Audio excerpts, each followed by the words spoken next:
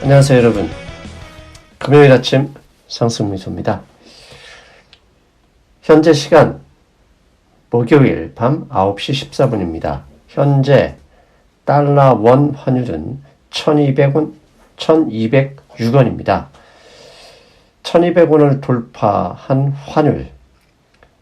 당연히 증시의 방향은 어디로 갈지 궁금해집니다. 이 모든 게 코다리 때문입니다. 코다리 무슨 이야기냐? 중국에서 발생한 그것. 우리는 그것을 코다리라 부르고 있습니다. 이 코다리가 경제에 어떤 영향을 줬는지 중국 상황을 살펴보겠습니다. 베인 & 컴퍼니라는 세계적인 컨설팅 회사에서 나온 자료인데요.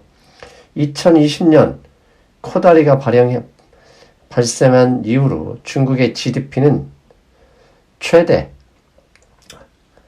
5천억 위안에서 3천억 위안, 어마어마한 돈이죠.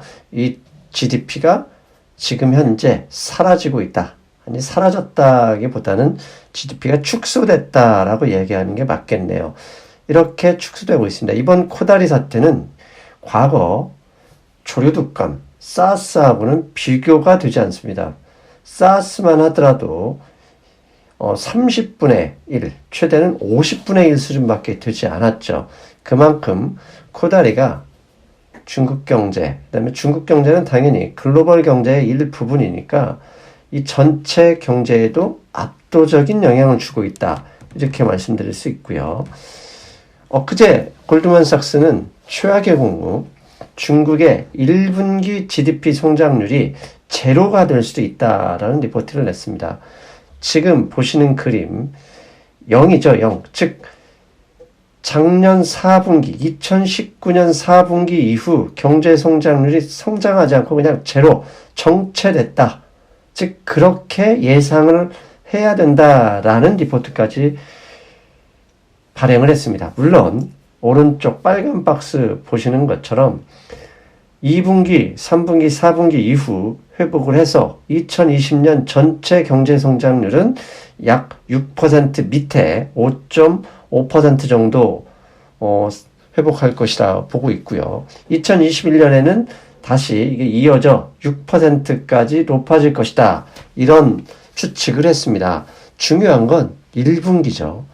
1분기 최악의 경제 성장률. 이게 최근에 모든 게 코다리 때문이었다. 이 정도로 코다리는 경제에 큰 영향을 주고 있습니다. 그렇다면 이제 궁금해 하십니다. 오늘도 댓글에 왜 경제 성장을 그렇게 힘들게 하는지, 그리고 한국에서 코다리가 막 돌아다니잖아요. 갑자기. 이 돌아다니는 게 왜 한국 주식시장, 어제 미국 증시가 그렇게 올랐음에도 반도체 주식들이 그렇게 반응했음에도 오늘 움직이지 않았는지 댓글로 여쭤보신 분들이 계셨어요. 그래서 공부 좀 하고 넘어가겠습니다. 먼저 지금 보시는 그림은 GDP 산출 공식입니다. GDP 산출 공식은 가계에서 지출한 총 금액 플러스 기업에서 특정 기간이에요. GDP 성장률이라는 것은 2019년 GDP, 2020년 GDP 이렇게 기간이 있죠. 이 특정 기간 동안에 가계가 지출한 총액 플러스 기업이 투자한 총액 플러스 정부가 총 뿌려낸, 즉 재정 지출, 세금을 쓴 돈의 합계액 플러스 수출 마이너스 수입, 무역 흑자를 더하는 금액입니다. 즉 GDP 성장률이라는 것은 특정 기간 동안에 비교하는 기간보다 얼마나 돈이 늘었는지를 산출하는 것이죠. 그 중에 핵심은 표시가 되어 있죠. 가계 지출입니다. 가계가 지출을 많이 하면 기업이 그 돈 때문에 투자를 늘리고, 기업이 투자를 늘리면 정부가 세금을 많이 거두면서 지출도 늘어나죠. 이렇게 하게 되면 GDP가 늘어나는 거고, 반대일 경우 GDP가 줄어들게 됩니다. 자, 그렇다면 지금부터 GDP가 총 얼마인지 제가 문제를 하나 내겠습니다. 자, 여기 제가 월급을 100만 원 받았습니다. 월급을 100만 원 받은 상승미소가 모처럼 피부 관리를 위해서 화장품 가게에 가서 100만 원을 모조리 사용을 했고요. 그걸 번 화장품 가게 사장님은 이분이 신발, 과거 필리핀의 이멜다처럼 신발을 좋아하시는 분이에요. 신발을 몽땅 100만 원어치 써버렸어요. 그러자 이 신발 가게 사장님은 100만 원을 받아서 이분 독서를 좋아하시네요. 서점에 가서 상승미수의 돈의 감각 100만 원어치를 샀고, 서점 주인은 그 돈 100만 원을 받자마자 곧바로 저축했습니다. 자, 이때 GDP는 총 얼마일까요? 계산해 보세요. 예, 이때 GDP는 월급 100만 원 플러스 화장품 사용한 100만 원 플러스 신발 100만 원, 도서 100만 원, 이렇게 합쳐서 400만 원이 GDP입니다. 저축한 100만 원은 저축을 했기 때문에 GDP에 플러스 되지 않죠. 자, 이렇게 거래가 계속 넘고 해야 GDP가 늘어나는데, 만약에 월급 100만 원에서 화장품 신발 안 사고 책만 사고 책방 주인이 바로 저축을 했다 그러면 GDP는 200만 원으로 줄어들게 되죠. 즉 경제활동 인구의 활동 범위 많이 돌아다니죠. 돌아다닌다는 얘기는 돈을 쓴다는 얘기죠. 활동 범위가 넓을수록, 그 다음에 돌아다니는 사람이 젊을수록 돈이 많이 회전되고, 돈이 많이 회전되면 당연히 GDP 성장률이 높아지는 겁니다. 그래서 인구 고령화가 되면 GDP 성장률은 계속 낮아집니다. 한국의 GDP가 신문에서 조금만 낮아지면 사상 최저 이러는데요. 인구가 이렇게 지금 노령화되는데 다음 정부든 그 다음 정부든 사상 최저입니다. 그런 뉴스에 속지 않으셔야 됩니다. 아무튼 경제활동 인구, 많은 사람들이 돌아다녀야 되고, 돌아다니면서 쓰는 돈이 많을수록 GDP가 늘어나는데, 최근에 코다리, 이것 때문에 못 돌아다니잖아요. 행사도 취소되고 여행도 안 가고 돈은 안 쓰고 혹시 모를 위험에 대비해서 저축을 하죠. GDP 성장률이 하락하는 거죠. 즉 이걸 다시 한번 정리해 드리겠습니다. GDP 계산은 가계 지출 총금액 플러스 기업 투자 총금액 플러스 정부 지출에서 수출과 수입을 뺀 금액을 더하는 것이다. 즉 경제활동 인구가 이동하지 못하고 이동이 제한되면 화폐의 회전이 감소하고, 이게 보다 GDP 하락, 경기가 최악이다 라고 표현하는 거죠. 당연히 코다리 때문에 여러분들 여행도 안 가고 적게 움직이고 무슨 행사도 취소됐죠. 그렇게 됐을 경우 어떻게 합니까? 이 GDP를 원복시키기 위해서는, 그렇죠, 가계가 지출을 줄이면 기업 투자도 당연히 줄입니다. 그때 돈을 쓸 수 있는 유일한 경제 주체, 정부죠. 정부가 지출을 확대해 줘야 되고, 이게 재정 지출이고요. 중앙은행은 금리를 인하해 줘야 돼요. 왜? 이게 돈이 돌아다니지 않아서 못 버는데 이자 부담도 있고, 그렇게 되면 파산하게 되면 큰일 나잖아요. 그래서 금리를 인하해서 이자 비용 부담을 줄여주기도 하고, 또 돈을 좀 빌려서 경제 펀더멘털에 뿌려달라라고 하는 정책을 하는 거죠. 그래서 정부 지출 확대와 금리 인하, 통화 정책을 통해서 돈이 경제 펀더멘털, 경제 시장에 많이 뿌려져야 하는 것이죠. 최근에 오늘 중국이 생활 물가 상승에도 불구하고 금리를 인하했습니다. 중국의 기준금리는 사실상 LPR입니다. 죄송합니다. 론 프라임 레이트라는 대출 우대 금리를 얘기하는데요.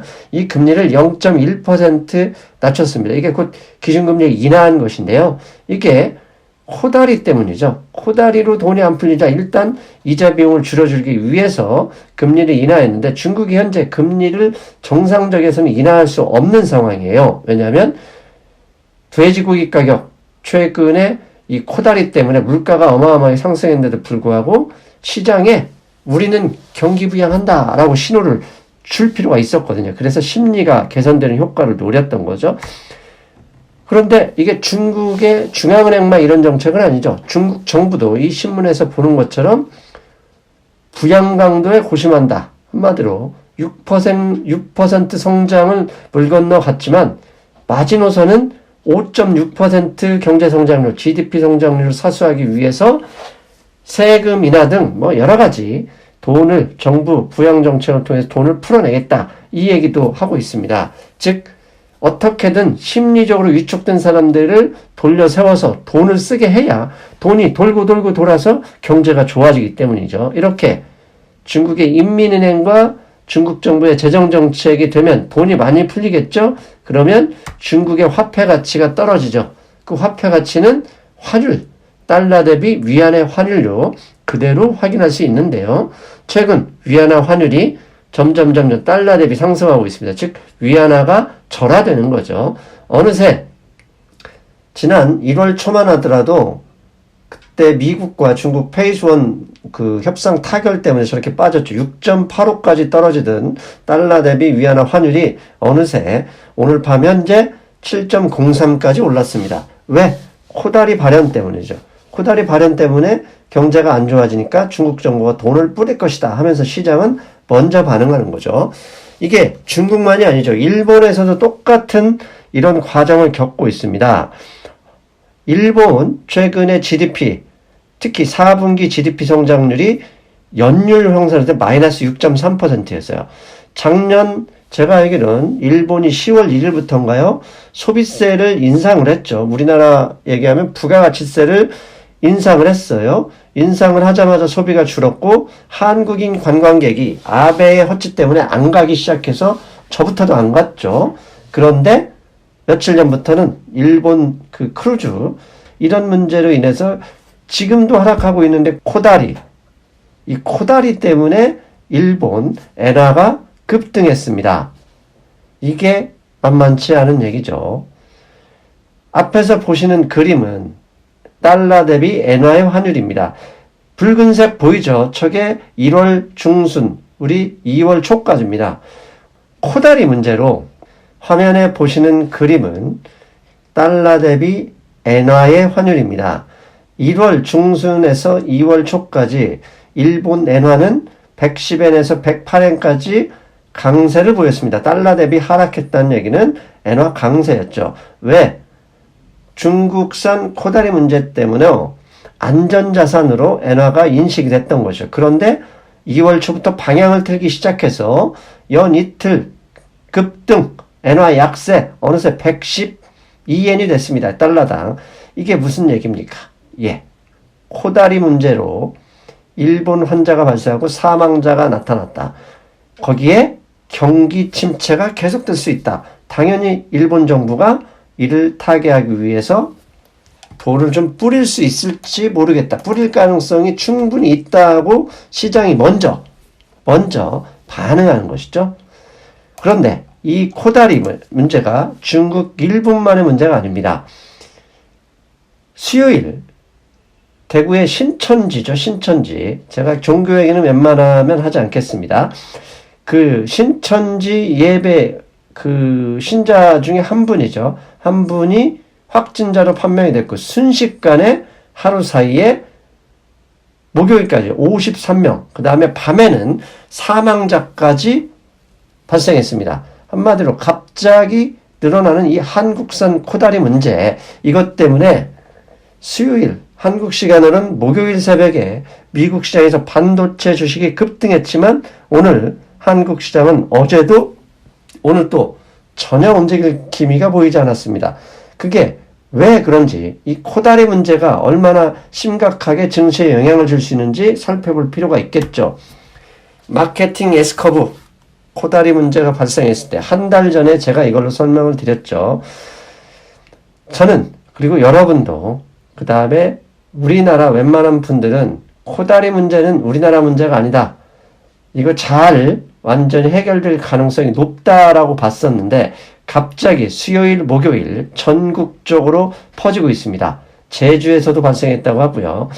안동인가요? 청도인가요? 대구, 서울 갑자기 게릴라처럼 나타나고 있죠. 이렇게 지금 보니까 이 코다리가 S커브로 볼 때 성장기로 우리가 봐줘야 될 상황입니다. 이 코로나 바이러스가 성장기, 지난번에 중국산 코다리 때도, 앞에 또 코다리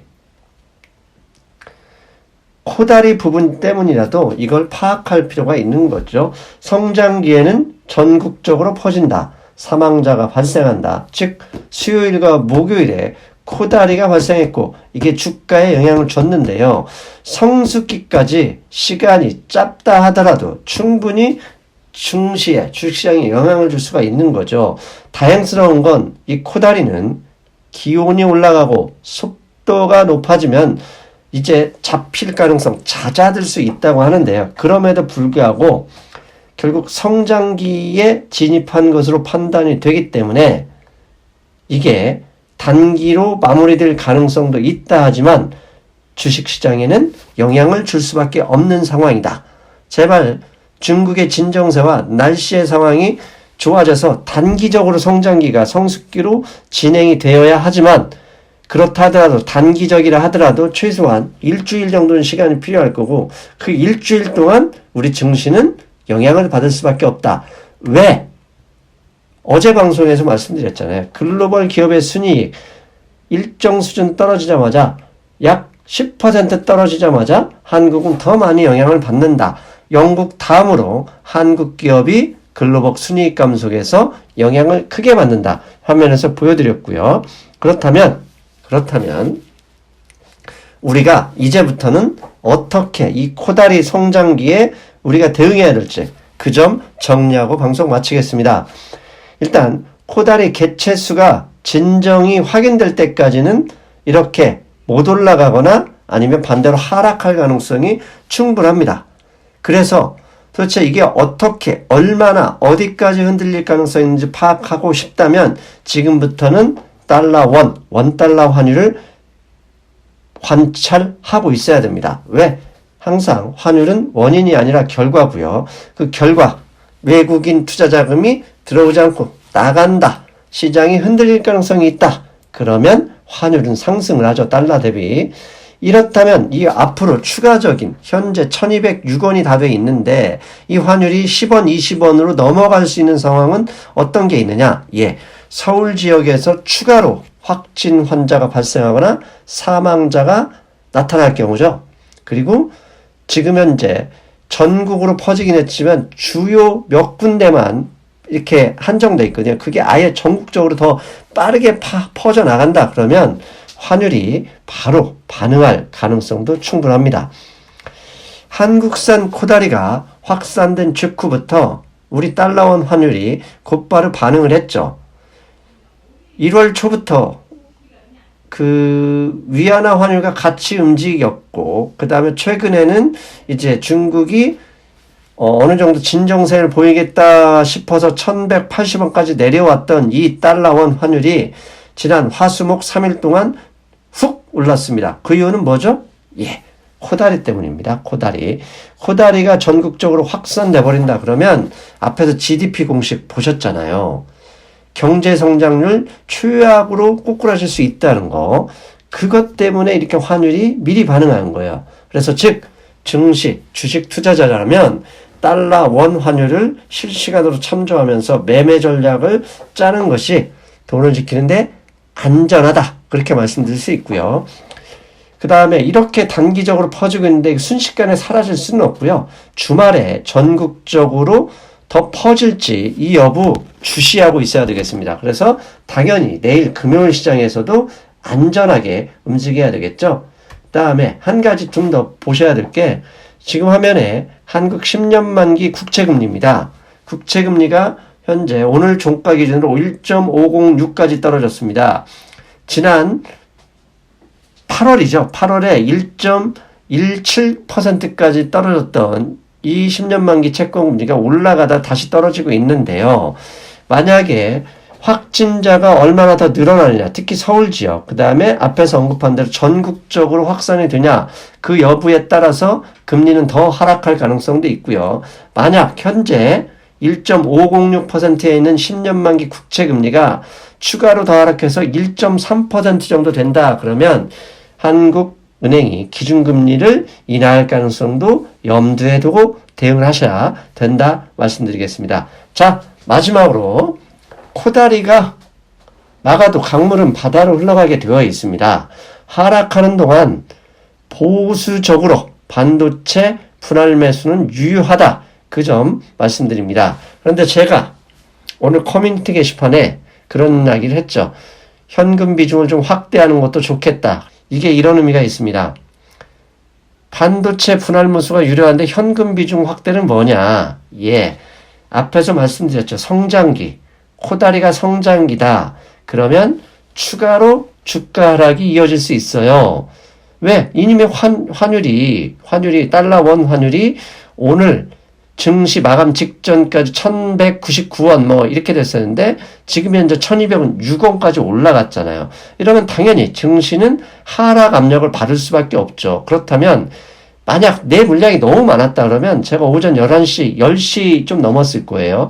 그때 삼성전자 기준으로 6만 1000원, 6만 800원, 900원 했단 말이에요.